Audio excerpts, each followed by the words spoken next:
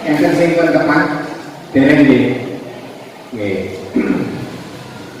Bapak Ibu yang kita muliakan, karena ini isinya mutiara hikmah ya, jadi karena mutiara itu kalau panjang-panjang jadinya bukan mutiara tapi nanti jadi batu kerikil. Karena yang mutiara ya tidak panjang tapi ini memiliki nilai tinggi bagi kehidupan kita. Yang pertama yang ingin saya sampaikan kaitannya dengan silaturahim halal bihalal. Di dalam penelitian ada namanya kecerdasan magnetik. Sampun nate maos Pak. Kecerdasan magnetik. Jadi orang itu bisa menggerakkan sesuatu di luar tubuhnya. Silaturahim itu bagian dari sesuatu yang bisa menggerakkan di lain atau di luar tubuh kita ini. Penelitian ini dilakukan oleh Profesor Dr. Nili Indrajaya, mantan Rektor ITB Bandung. Jadi pertanyaannya, ini kalau saya ini kan memindahkan HP dari sini ke sini, bisakah memindahkan HP ini tanpa saya pegang, tanpa saya sentuh? Dia juga tidak mengerti tentang ilmu-ilmu gaib, ilmu santet, ilmu mistik dan lain sebagainya. Kalau ada orang kemudian memindahkan menggunakan ilmu-ilmu itu, dia tidak tahu, tapi menurut ilmu fisika yang dia pahami mulai dari kuliah pertama sampai kemudian jadi guru besar, itu ternyata bisa dipindahkan. Sehingga seseorang kalau terlatih otaknya yang disebut dengan kecerdasan magnetik itu, maka dia bisa memindahkan sesuatu tanpa harus disentuh. Itu secara fisik. Kata beliau, apalagi kalau memindahkannya itu tidak fisik tetapi psikik, tidak fisik tapi metafisik. Contohnya misalnya panjenengan itu mengalami kegelisahan, sedih, gundah, khawatir. Apakah saya bisa memindahkan kegembiraan saya untuk mempengaruhi sampean semua? Jawabannya menurut Profesor ini bisa. Caranya bagaimana?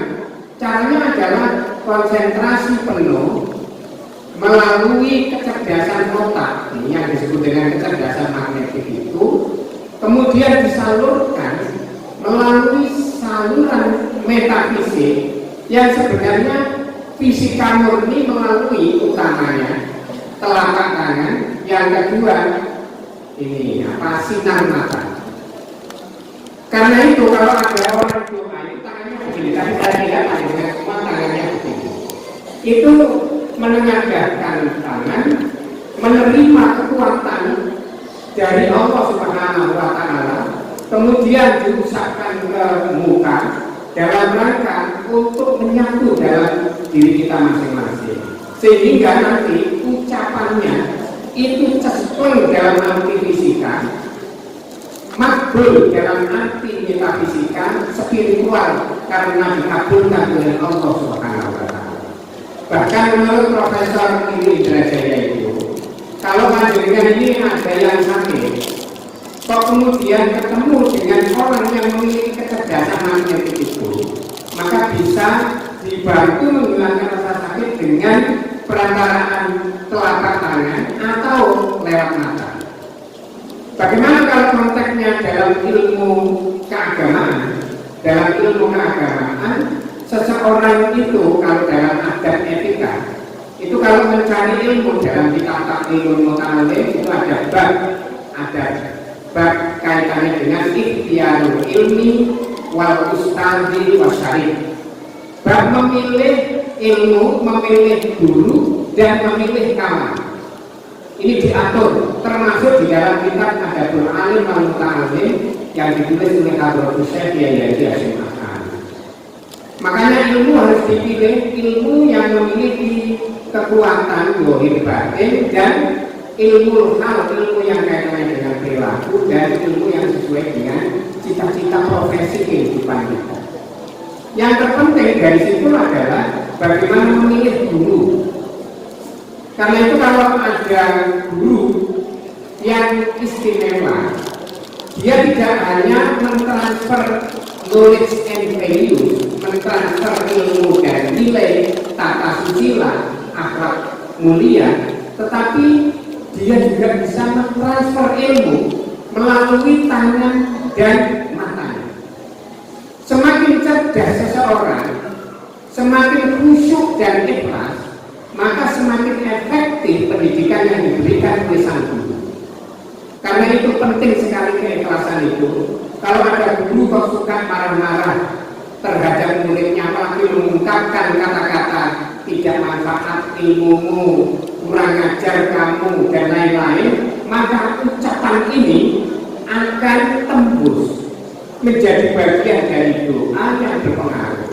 Karena itulah penting sekali bagi kita memilih guru spiritual. Kalau ada masalah, ada musibah dan lain-lain, ketemu dengan orang itu.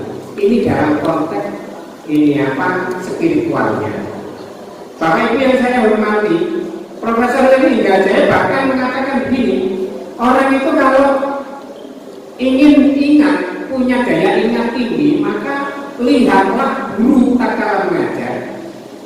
Dan guru tatkala mengajar itu punya keyakinan, keinginan kuat untuk mentransfer ilmunya doa batin kepada murid-muridnya. Sehingga orang-orang itu ya kadang-kadang ada yang begini loh, itu dulu waktu belajar di tingkat dasar, tingkat menengah, kayaknya itu bingungan, tidak pahaman, tapi setelah itu bisa jadi orang alim. Kok setelah itu jadi orang hebat? Kok setelah itu menjadi orang yang memiliki kesuksesan? Bukan saja secara zahir nampak rezekinya banyak, tetapi secara batin hidupnya bahagia.